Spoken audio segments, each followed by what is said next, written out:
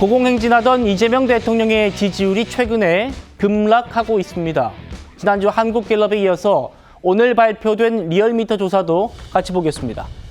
자, 8월 2주차 지지율 51.1%가 나왔습니다. 전주보다 5.4%포인트 하락한 겁니다. 고점을 찍었던 전전주 7월 5주차 63.3%와 비교하면 2주 사이에 무려 12%포인트 넘게 빠진 겁니다. 최 의원님, 네. 지난주에 이 시간대에 우리가 사면 발표가 있었어요. 네. 그래서 위원님께서 리얼미터 같은 조사를 보시고 이번 주 조사, 다음 주 조사가 더 빠질 것이다 이렇게 말씀하셨는데 그대로 예언대로 됐습니다. 그 이유는 지난번 그러니까 11일에 리얼미터 조사 결과가 나왔을 때 그 조사를 한 시점은요. 그 8월 4일부터 그 8일까지였습니다. 네. 그런데 아시다시피 이 사면론이 법무부에서 사면을 건의한 게 7일이고요.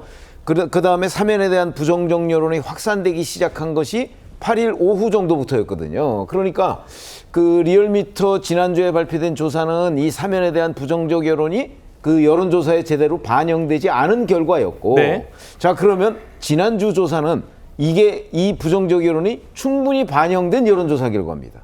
그러니까 당연히 아마 사면에 대한 부정적 여론이 있을 거라고 예상한 사람이라면 더 많이 지지율이 빠질 것이다라는 건 충분히 예상할 수 있었던 상황이고요. 예.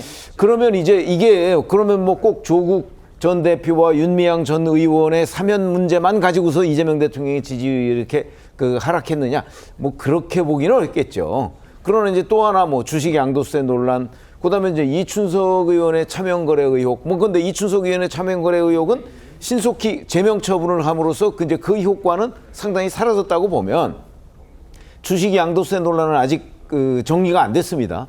그러니까 그 문제하고 그다음에 이 사면 논란인데 특히 15일 0시 물론 지금 이것도 14일까지 조사한 겁니다. 네. 근데 이제 15일 0시에 조국 전 대표가 출소를 나왔죠. 했잖아요. 그리고서 활동을 지금 시작하고 있거든요. 네. 당장 오늘만 해도 뭐 국립현충원 DJ 묘소를 방문하고 뭐 이런 것들이 있습니다. 근데 그런 것들까지도 이렇게 종합적으로 보면 아직도 제가 보기에는 더 하락할 여지가 남아있다고 보는 거죠. 왜 것이다. 그러냐면 네. 지난주 갤럽 조사에서도 역시 조국 전 대표 사면에 대한 부정적 여론이 확인이 됐습니다. 자, 그런 상황인데 그 부정적 여론을 많이 안고 있는 그 당사자가 계속 활동을 하거든요. 그러면 이제 국민들 입장에서는 그 부분을 긍정적으로 볼 이유가 없죠. 그러면 그러다 보면 저 사람 누가 사면해줬어. 이렇게 되면 이제 결국 이재명 대통령의 지지율에 영향을 미칠 수밖에 없을 것이고 그것이 지난주에는 충분히 반영되지는 않은 것으로 보인다. 그러면 이제 추가로 반영될 가능성이 아주 높고 그러면 이제 이번 주 금요일에 갤럽 조사가 또 발표가 되지 않겠습니까? 네. 거기에도 아마 이 영향이 있을 것이다. 이렇게 봅니다. 더 떨어질 것이다. 떨어질 여력이 더 있다라는 말씀입니다. 한번 지켜보도록 하겠습니다. 세부적으로도 보겠습니다. 연령대별로 봐도 20대, 우리 또 공정이라는 주제에 굉장히 민감한 세대죠. 20대에선 무려 9.1%포인트가 빠졌고요. 이재명 대통령의 주요 지지층인 40, 50대에서도 7%포인트, 6.8%포인트가 떨어졌습니다. 다음이요. 그리고 이재명 대통령을 전폭 지지하는 인천, 경기 지역에서도 무려 11%포인트가 빠졌습니다. 대전, 세종, 충청도 6.4%포인트, 서울도 6.2%포인트. 이재명 대통령의 전통 지지층이 이탈하고 있다, 이런 평가도 가능해 보이죠. 국민의힘 목소리 들어보겠습니다. 부정평가의 사회에는 8.15 광복절에 조국, 윤미향 같은 파렴치범을 특별 사면한 것이 가장 큰 비중을 차지한 것으로 확인됐습니다. 여론 무서운 줄 모르고 강성층이 원하는 대로 강행 폭주만 고집하던 민주당을 향해 국민이 냉엄한 평가가 늘어난 것 아니겠습니까? 국민 여론을 외면한 채 독단과 폭주를 강행하는 표리부동한 위선을 반복한다면 이번 여론조사가 지지율 대폭락의 신호탄이 될 것이라고 생각합니다. 강성층이 원하는 대로만 했다가 국민들로부터 냉엄한 평가를 맞았다. 전통 지지층도 이탈했다. 이게 지금 국민의힘 반응인데 민주당은요, 그동안에 대통령이 이번 특사가 지지율 하락의 원인이 아니다. 전현희 의원도 그랬거든요. 다른 원인 때문이다. 이렇게 말했는데 양태정 의원님 같이 보시죠.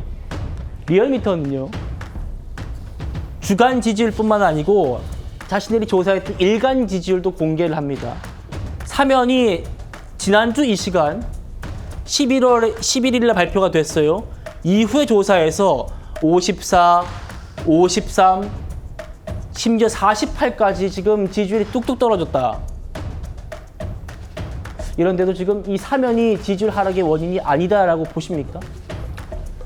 그 지지율 하락에는 이제 여러 가지 원인이 있을 수 있겠지만 뭐 저도 개인적으로는 사면도 지지율 하락에 어느 정도 영향을 미쳤다라고 생각을 합니다. 다만 그 사면이라는 것 자체가 마치 뭐 조국 전 대표나 뭐 아니면 윤미향 전 의원 그 뭐 두 사람의 사면이 이런 지지율 하락을 불러왔을 것 같지는 않고요. 사면이라는 것 자체가 결국 이제 대법원까지 그러니까 확정 판결 받은 이제 형벌을 중간에 뭐 사면을 시켜주거나 아니면 복권을 시켜주는 등 이제 어떻게 보면 이제 이미 법원에서 판결 나온 거를 일부 중단시키고 이제 더 이상 형을 부격하지 않게 하는 면이 있기 때문에 사면이라는 제도 자체가 뭐 이제 그 사면을 받지 않은 사람과 비교했을 때는 이제 불공정하다고 느껴지는 부분이 있다고 생각을 하고요.